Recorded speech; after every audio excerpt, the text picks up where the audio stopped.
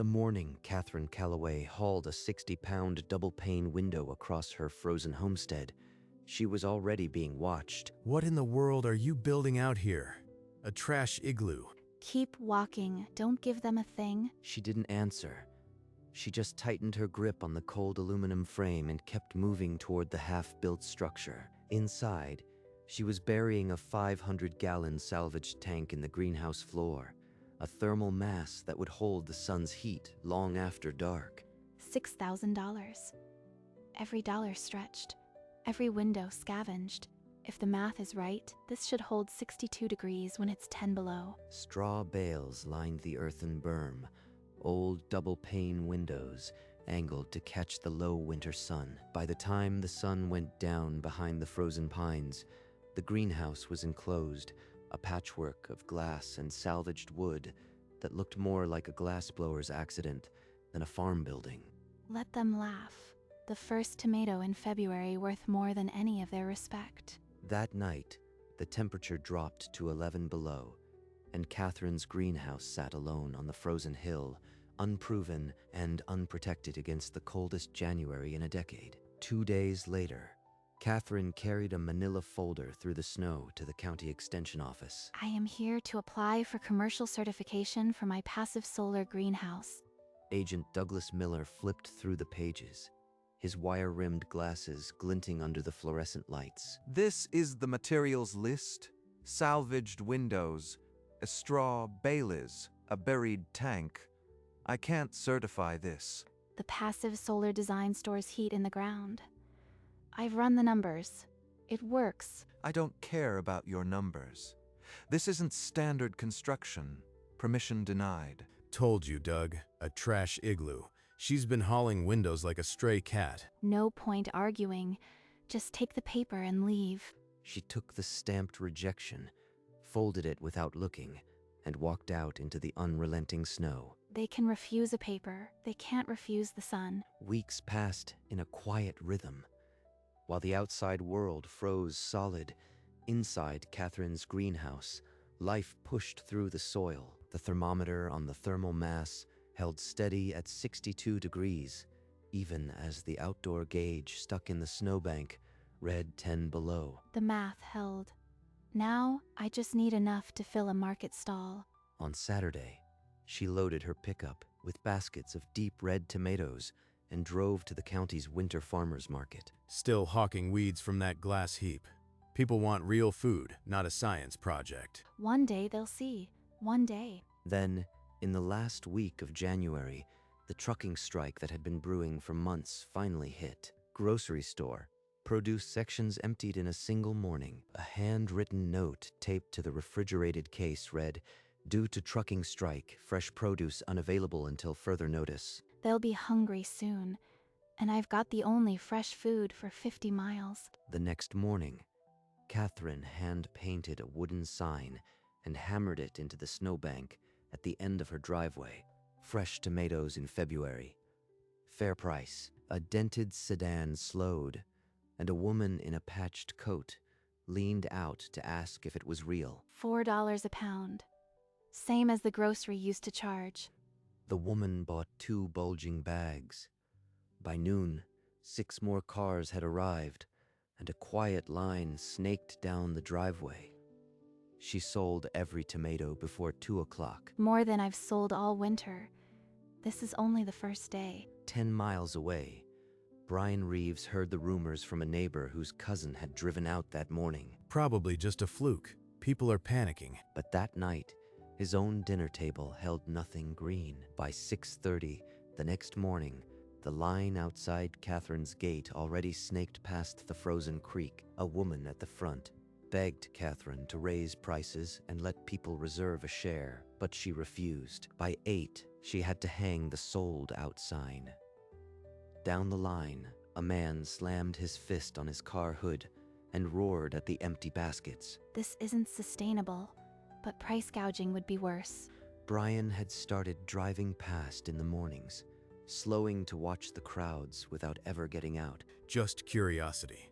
But my wife asked last night when we'd get some of those tomatoes. The words trash igloo felt heavy in his chest now. An elderly woman pressed a folded $10 bill into Catherine's hand and whispered a blessing before walking away. They need this. I can't stop planting. I can't stop harvesting. That evening, Brian didn't go straight home. He drove past the greenhouse and sat in his truck until the lights inside went out. The next afternoon, a woman with a press badge stepped out of a sedan and walked up the shoveled path to the greenhouse. My editor sent me. He said a woman with a glass hill is feeding the whole county. It's not magic, just passive solar and a lot of scavenged windows. Sarah listened as Catherine walked her through the numbers. 62 degrees at 10 below, a buried tank, straw bales, and sun. 2 days later, the paper hit doorsteps. The headline read, "Junkyard Greenhouse Becomes Beacon in Food Crisis." The article named Brian Reeves and Agent Douglas Miller, quoting their mockery and the denied certification. By noon, the online version had been shared thousands of times, with comments calling the officials small-minded and cruel. Catherine's phone buzzed with interview requests from 3 other outlets before sunset. I didn't want a war. I just wanted to grow tomatoes. But the story was no longer hers to control. It was spreading like heat through a thermal mass. The morning the article broke, Agent Miller's office phone lit up before he even sat down. Every caller demands to know why I refused her. What can I possibly tell them? Brian Reeves sat in his truck, scrolling through a flood of angry comments on his farm page. Bully. Heartless. They don't understand anything about farming. That evening, Miller called Brian, and they met at a corner booth in the diner, their coffee untouched. The weight of the article pressed on both of them, a public reckoning they couldn't dismiss. The whole county thinks we're the villains. We need to get ahead of this before we lose everything. Then we go to her, together. Ask for a tour, the blueprints. It's the only way to repair this. They didn't look at each other. They just nodded. Meanwhile, Catherine saw the news van's red lights flickering in her snowy driveway and knew the next move was theirs. The next morning, Brian's pickup pulled into Catherine's driveway, Agent Miller in the passenger seat. Catherine saw them from the greenhouse door and stepped into the cold, arms crossed. You are the last 2 people I expected at my gate. We've come because it's clear your methods have merit, and we were wrong to dismiss you. Is that an apology or just a line from the PR handbook? We need what you've got. The whole county needs it. So the trash igloo finally got their attention. Now what do I want from them? We're asking for a tour and the blueprints to understand, for the public good. Catherine let the silence stretch. She had spent thousands and endured months of ridicule. Now, the power was hers. I'll think about it. Come back tomorrow. The next morning, they were back before the sun had crested the pines, and Catherine was ready. I'll give you what you want, but on my terms. A free public workshop, open to anyone in the county, and all the materials, windows, lumber, straw bales, will be donated by Reeves Farm Equipment. You want me to bankroll a greenhouse giveaway? Do you have any idea what that'll cost? Brian, if you refuse, the public will crucify us. This is the only way to fix our image. One more thing, Agent Miller. You'll issue a public statement endorsing the design. No more non-standard talk. I'll endorse it. It's the right thing to do. She's backed us into a corner, but a check is cheaper than a ruined reputation. Fine. Brian thrust out his hand, and Catherine shook it. The deal was sealed on the frozen ground. Workshops in 2 weeks. Bring your checkbook, Brian, and Agent Miller. Bring a pen. 2 weeks later, the county community hall was transformed into a classroom. Catherine pinned her hand-drawn blueprints to the easel, each page a piece of the greenhouse puzzle. Thermal mass, angle of glazing, straw bale, R value. If they understand these 3, they can grow food all winter. This is costing me a fortune, but the whole town is watching. By the hour, the hall filled with farm families, retirees, and young couples, all of them hungry for a new way to feed themselves. They came. They really came. Now, just don't mess this up. Good morning. Today, I'm going to show you how to build a greenhouse that works through the queen house that works through the coldest winter for under $6,000. Hands shot up before she'd finished the first slide. The room was electric with possibility. The secret isn't the glass. It's the thermal mass buried in the floor. A 500-gallon water tank that absorbs heat all day and releases it at night. And so the workshop began, a long day of questions, diagrams, and the quiet spreading of a seed that would grow into something none of them yet understood. For 6 hours, Catherine answered questions she had once asked herself, her voice steady despite the crowd. The plant doesn't care if the window came from a church or a burger joint. Sunday in soil, that's all. Brian stood at the back, arms crossed, but his smirk was gone. Maybe. She did know something I didn't. When the last question was asked, a dozen people rushed forward, not with more questions, but with thanks. I think I pulled it off.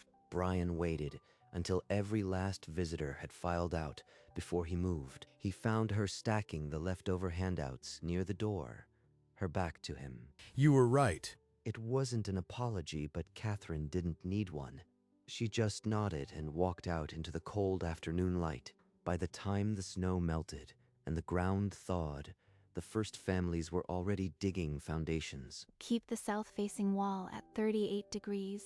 That catches the low winter sun. Brian's flatbed truck arrived with a load of donated windows, the lumber still smelling of fresh-cut pine. Never thought I'd see the day, but maybe this is better. By mid-summer, the first completed greenhouse stood in the Carlson family's backyard, its glass catching the sun like a beacon. Catherine walked through it, checking the thermal mass with her infrared gun, and nodded. Brian's resentment had faded into something like pride, though he never said it. At the late summer farmer's market, Catherine's stall was no longer the only one selling greenhouse-grown produce. By the time the first frost painted the fields silver, 24 greenhouses dotted the county, all of them silent and waiting for winter, the only test that mattered. When the first hard freeze swept down from the north, Catherine opened her own greenhouse door with a held breath. 62 degrees. The tank held through the night. The plants were lush, tomatoes ripening on the vine, as if winter were a distant rumor. Then she got in her truck and drove the county roads, checking every greenhouse she had helped build. At the Carlsons' little glass house, steam rose gently from the roof vents. Inside, seedlings pushed green against the warm earth. Keep the vents cracked. Too much humidity breeds mold, and you'll lose the whole crop before February. At 2 other sites, her boots crunched on cold earth inside the structures.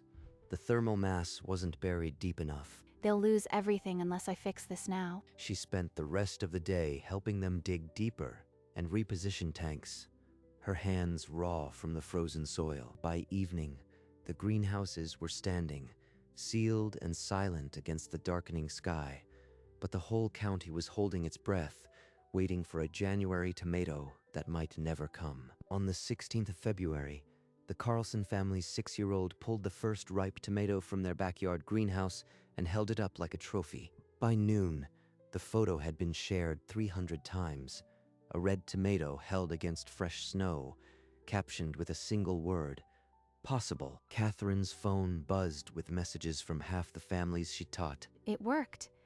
They grew their own February tomatoes. Within a week, greenhouses across the county were yielding peppers, greens, and herbs. Every day, new pictures appeared online, replacing the empty shelf images from the year before. They don't need me anymore.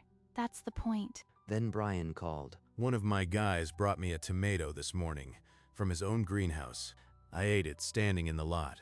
Within days of the first harvest photos, the county extension office issued a public statement. We are revising our construction standards to include passive solar designs. Our earlier refusal was a mistake, and we regret it. The statement landed like a struck bell, echoed by the online comments that had once condemned him. If the county can bend, I can do better than a single workshop. That afternoon, he arranged a dozen folding chairs in the store lot and called the local press. Starting today, anyone building a passive solar greenhouse gets a permanent 20% discount on all materials from my company. No expiration. It was a calculated move, but the slight tremor in his voice wasn't for the cameras.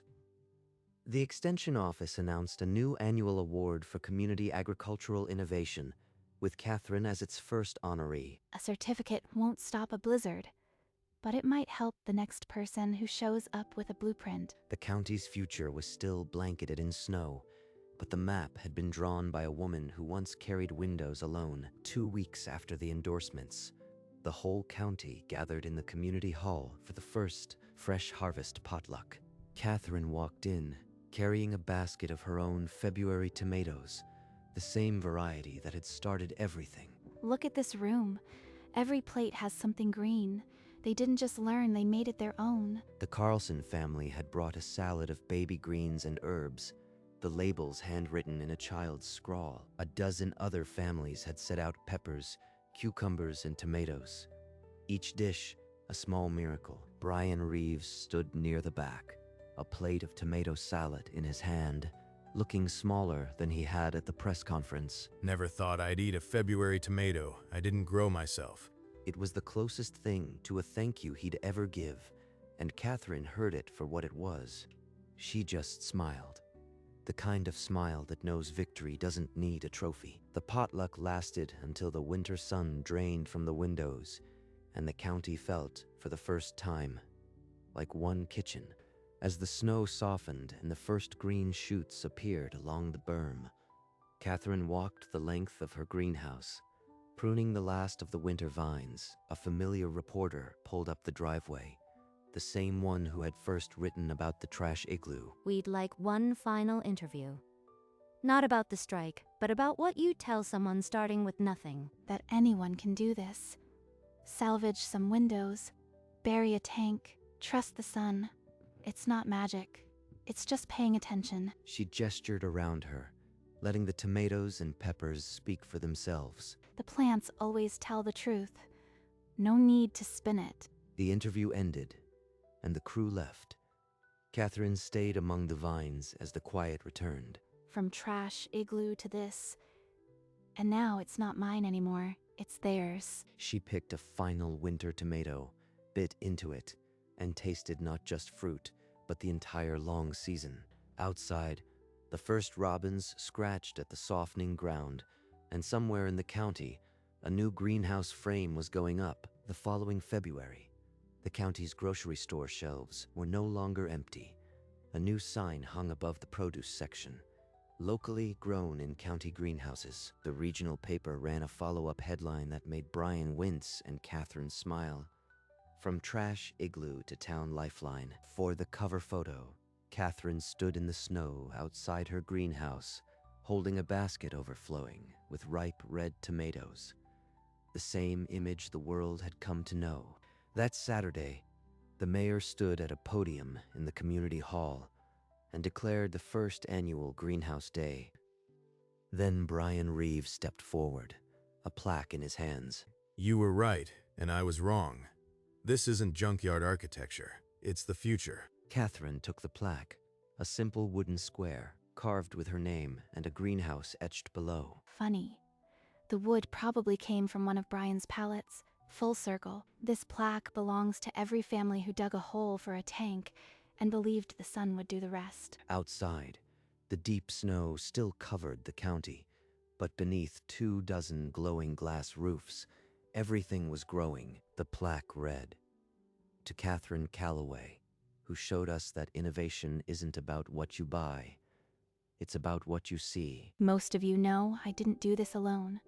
My grandfather kept notebooks 60 years ago that told me where to dig. He wrote down what he saw, and I just paid attention. That's the secret. Pay attention to what's already there. She paused, and in the back of the hall, Brian Reeves shifted in his seat. And to the people who called this a trash igloo, mockery is just a roadmap to the thing that needs doing. She's never going to let me forget that. So build something. Anything. The sun does the rest. The crowd rose to their feet, and for the first time, Brian Reeves clapped wholeheartedly. That's enough. That's more than enough. The applause rolled on, but Catherine was already looking out the window, toward the greenhouses glowing in the distance. When the last handshake ended, Catherine slipped out of the hall and walked the shoveled path back to her greenhouse alone. Inside, the air was thick with the green smell of tomato vines, and the thermal mass radiated warmth. Just a few more weeks and spring will finish what we started. She reached up and twisted a deep red tomato from the vine, still cool from the night air. Every bite tastes like winter beaten. She bit into it standing up, the juice dripping onto the earthen floor. Through the mismatched windows, the first lights of the neighbor greenhouses blinked on in the deepening dusk. She counted them, 12, then 14, then more. A whole constellation of little glass stars. The town was quiet, full, and changed. She closed the greenhouse door, the latch clicking softly. That night, Catherine stood alone outside her greenhouse, the warm light pouring from the windows, and looked up at the cold, clear stars. My grandfather wrote about nights like this. The frost, the silence. His notebooks had waited 60 years in a cardboard box for someone to read them. The things we love can wait a lifetime to be found. She thought of the first window she'd hauled through the snow, and the sound of Brian's laughter that had once rung so loud. It was never just about tomatoes. A light snow began to fall, small flakes drifting down through the still air. They dusted the shoveled path and caught in her hair like tiny white promises. Winter's not finished, but neither am I. She opened the door, the warm glow spilling out, and stepped back inside. The snow fell on, filling the footprints behind her. In the deep Colorado February night, the greenhouse glowed like a lantern under the stars, its patchwork windows holding the heat of the sun.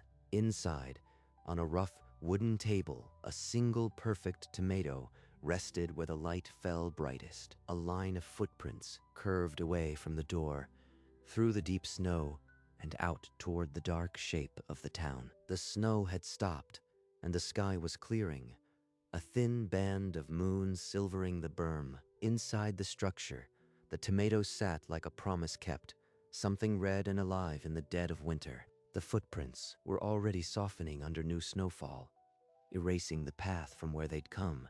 A warm light burned inside the glass walls, a beacon that said, "You can grow here too."